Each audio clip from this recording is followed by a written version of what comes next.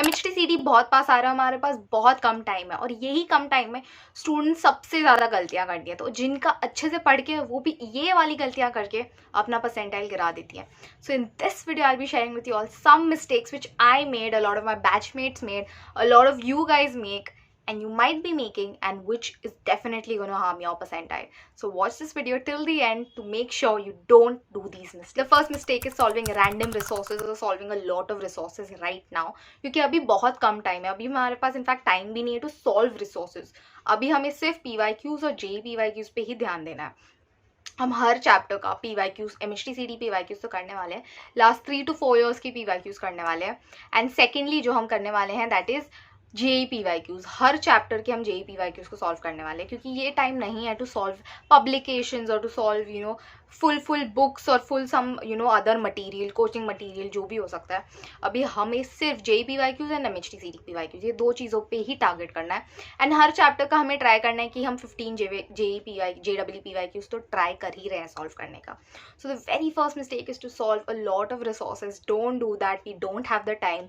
Focus on understanding the concept and solving MHTCET PYQs, क्योंकि वो honestly बहुत enough है। और इसी चीज़ को ध्यान में रखते हुए क्रैकिट ने अपनी क्रैकिट 3.0 टेस्ट सीरीज लॉन्च की है, जिसमें आपको मिलता है one-on-one mentorship from students of VJTI and COEP, and along with that they provide 10 full-length mock tests, 10 previous year question papers and 70 plus chapter wise tests. And इसके अलावा क्रैकेट का एक कम्युनिटी भी है व्हाट्सएप एंड टेलीग्राम पे, जहां आपको मिलते हैं टॉपर्स के notes, chocolate problems and doubts directly solve होते हैं COEP और VJTI के स्टूडेंट्स से। एंड हाँ, ये कम्युनिटी बिल्कुल फ्री है। इतना पर्सनलाइज्ड होकर भी the pricing is very affordable.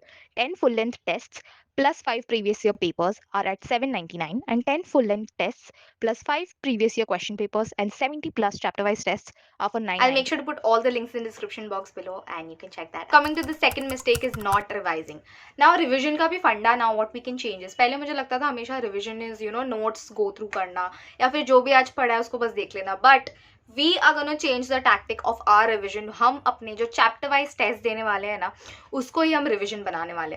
So suppose मैंने आज एक चैप्टर किया है मेट्राइसिस, सपोज मेट्राइसिस किया मैंने, उसके PYQ सॉल्व कर दिया, उसके मैंने MHTCET के और JEE दोनों के PYs अच्छे से मैंने थररली किया है।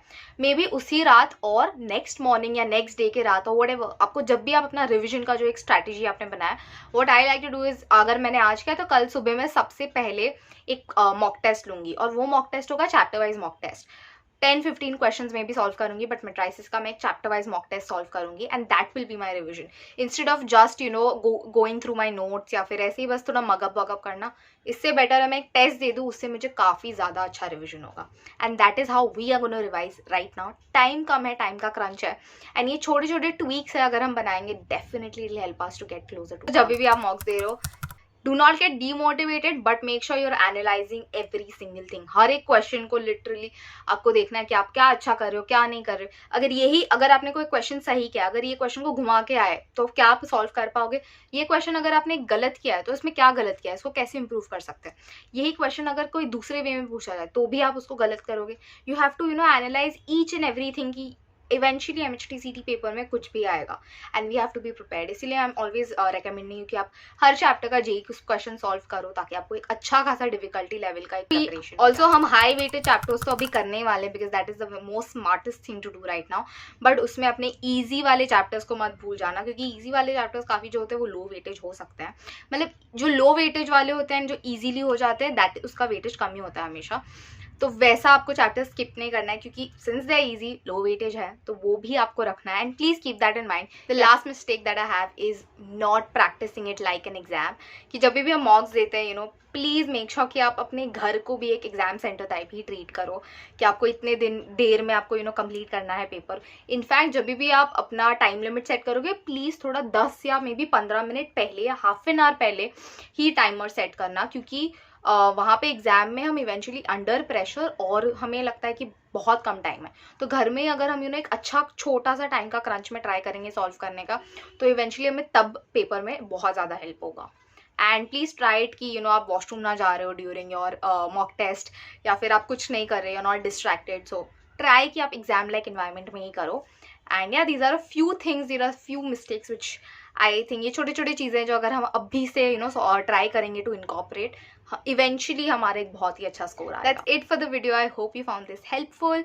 And yeah, if you have any other suggestions, please let me know in the comment section below. And check all the links in the description box below. I've made sure to pin it everything. And yeah, bye bye and all the very best.